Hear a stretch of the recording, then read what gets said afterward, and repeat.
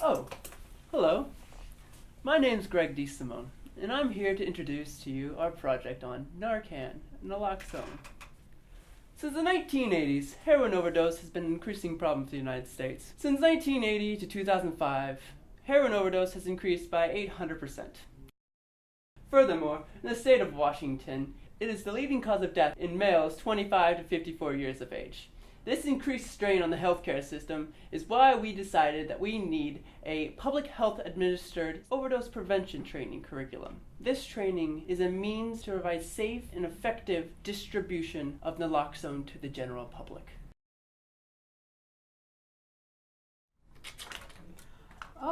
So the next method, which I'm going to talk about, is the methods section. What we did is provided training to clients at the Harm Reduction Center to teach clients how to use the naloxone kits, which we provided to them in the case that there might be an overdose. So the training basically covered techniques on how to recognize an overdose or where to inject, and then also follow-up care in terms of calling 911 and staying on the scene. We also covered the Good Samaritan Law, which aims to improve participants' knowledge and comfort level related to the overdose response and naloxone use. So the effectiveness of naloxone training is assessed by a pre and post survey. And of course, survey participation is voluntary and anonymous. So this is an example of a survey we had. Just a simple one page, about 16 questions, and they just check whether the answers they deem is correct. And some of the questions include like whether the following drugs are opiates, and how do you know if someone is unconscious, as well as some of the demographic information such as their race, their age group, as well as highest education level. Persons seeking participation in the harm reductions training on naloxone intervention for opioid overdose are asked to complete a training prior to receiving their naloxone kit.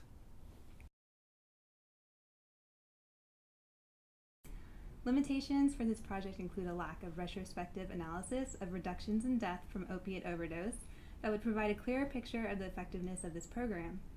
Another limitation is standardization of training, with 4 different groups delivering the training on different occasions. There's a dual objective of ensuring a standardized training environment alongside the goal of delivering proper education. Variances occur with the knowledge base each participant brings to the training. All attempts were made to standardize training procedure, but adaptations occur in order to ensure sufficient education was delivered. With 17 clients trained, there were 4 areas that showed a statistically significant increase versus pre- and post-training understanding of the material. These 4 areas were recognizing when someone is unconscious, knowing where to inject the naloxone, knowing how long to wait before injecting the second dose of naloxone in case the first dose is ineffective, and what order you're supposed to deliver the treatment steps. Increase in comprehension of knowing whether or not someone is unconscious showed a statistical increase with a p-value of 0.016. Knowing where to inject the naloxone and how long to wait before the second dose showed a statistical increase with a p-value of less than 0.001. Knowing the order in which to execute the training that we taught showed a statistical increase with a p-value of 0.008. These 4 areas were statistically significant. However, other areas of our training were not statistically significant and show deficits in the training itself. These areas include recognizing what drugs are actually opiates and also understanding the ramifications of the 911 Good Samaritan Law. Future training hopes to improve the efficacy of those variables. Preliminary data suggests that our training program is effective in improving the understanding of the proper use of naloxone and increasing confidence levels in dealing with overdose situations. This project allows the Harm Reduction Center to continue its work to protect the community by providing ongoing training. Further participation will allow for expanding training to police officers and community organizations. Other community health centers may wish to replicate this program. Obtaining naloxone to distribute is a challenge which could influence the ability of the CHCs to provide this service. Thank you.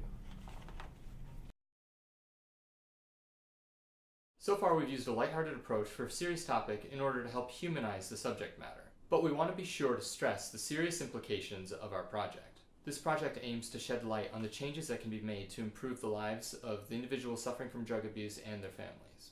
As a final note, we wanted to dedicate a portion of our video to someone we care dearly about to share their personal experiences with the subject matter. I'd like to share a little bit about why the Naloxone project means a little bit more to me. My brother used to be a drug addict, and he was a drug dealer and was involved in drugs for many years. And luckily for us, he never had an overdose situation. But what I think the Naloxone project and Naloxone gives people is a second chance.